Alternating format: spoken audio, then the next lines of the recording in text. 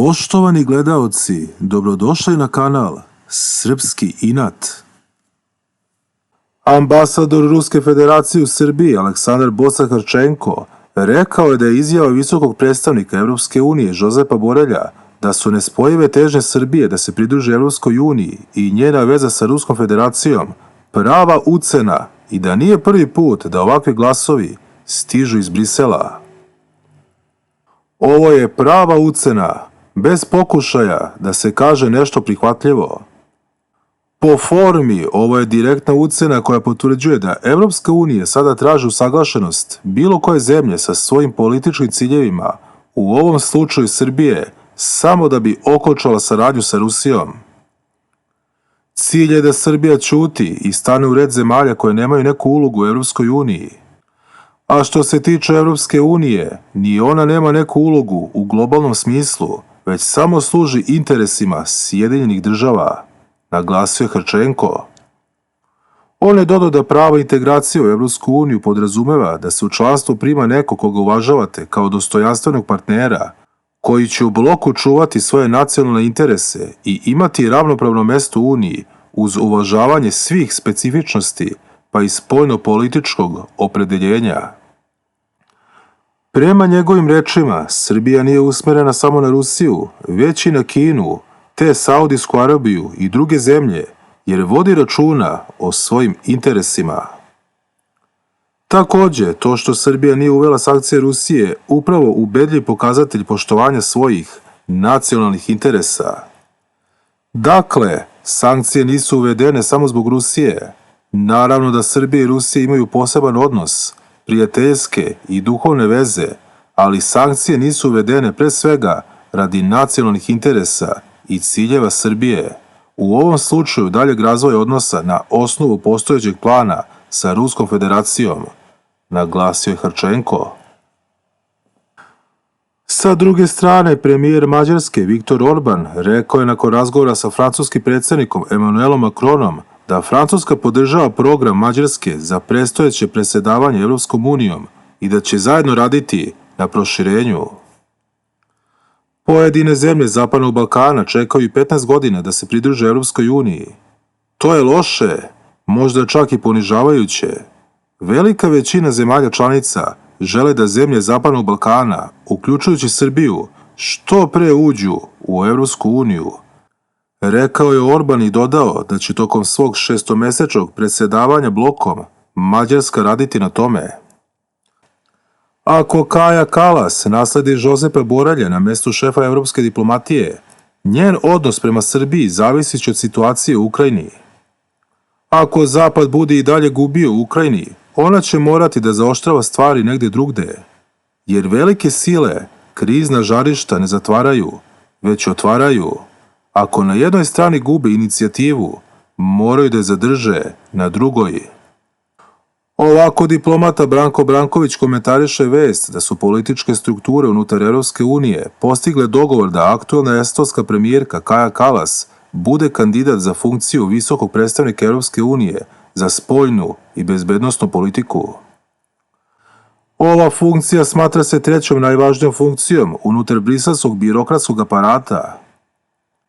Prema rečima diplomate ne bi trebalo očekivati da će politika koja će Kalasova voditi prema Srbiji biti pozitivna, pogotovo ne vezano za situaciju na Kosovu i Metohiji. Ona sigurno neće okrenuti list i vršiti pritiske na Prištinu vezano za formiranje zajednice srpskih opština, upotrebu dinara i problem zabrane uvoza robe iz centralne Srbije. Kalasova teško da može u sadašnjoj situaciji da okrene Srbiju ka antiruskom bloku. Sukob u Ukrajini počeo odavno i Srbija je ostala postojana u svojoj neutralnosti. Teško da ona može sada bilo koga više da okrene protiv Rusa, odnosno da priđe antiruskom bloku, jer taj antiruski blok sada mora da vidi šta će, kako će da se izvuče iz postojeće krize. To je prevashodni zadatak Evropske unije, a pošto je ona na tom mestu u ime EU, mora o tome da vodi jako mnogo računa. Jer situacija i ekonomska i politička, pogotovo posle izbora za Evropski parlament, nimalo ne cveta onima koji su do sada bili na vlasti u Briselu. Evropski političari moraju da smire situaciju, ne bi li Evropska unija pokušala da stane na noge, ali i više ne u konfrontaciji sa Rusijom, odnosno BRICS-om, jer ova organizacija velikim koracima ide napred. Zato je potrebno uspostaviti ravnotežu. Govoreći o dosadašnjem šefu evropske diplomatije Josepu Borelju, diplomata napominje da Borelj svojoj funkciji ništa nije niti doprineo, niti oduzeo. Radi se o bledom čoveku. Međutim, on na takvom mestu ima određene ingerencije.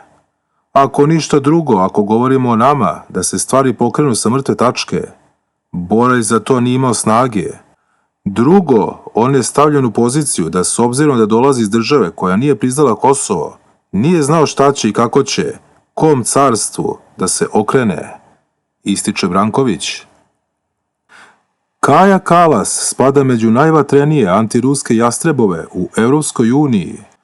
To joj se čini se i zasmetalo kada se njeno ime pojavilo na spisku mogućih naslednika generalnog sekretara NATO-a Jensa Stoltenberga.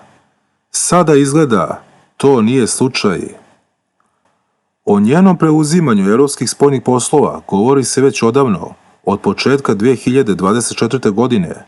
Tada je Albanian Post pisao kako bi izbor Kalasove na mesto šefa evropske diplomatije bio dobar znak za Kosovo u kontekstu dijaloga između Beograda i Prištine.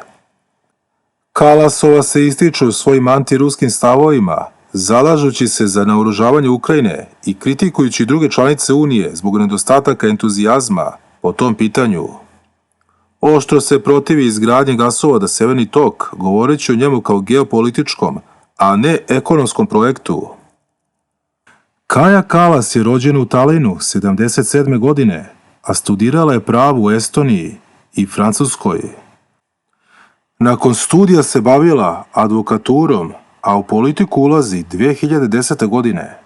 Bila je poslanica u parlamentu, a 2014. postaje poslanik Evropskog parlamenta, gde učestvuje u radu delegacije za saradnju sa Ukrajinskim parlamentom i odbora za saradnju sa Sjedinjenim Američkim Državama. Predsjedništvo nad estonskom vladom preuzela 2021. godine, nakon što je 4 godine ranije preuzela vođstvo nad reformističkom partijom.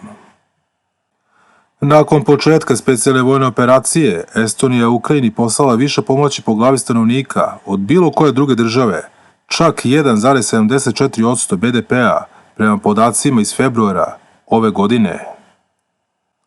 Aktualna estonska premijerka našla se u žiži skandala prošle godine kada je otkriveno da njen suprug ima udeo u kompaniji koja posluje u Rusiji, uprkos njenim pozivima estonskim firmama da prekinu poslovanje u Rusiji.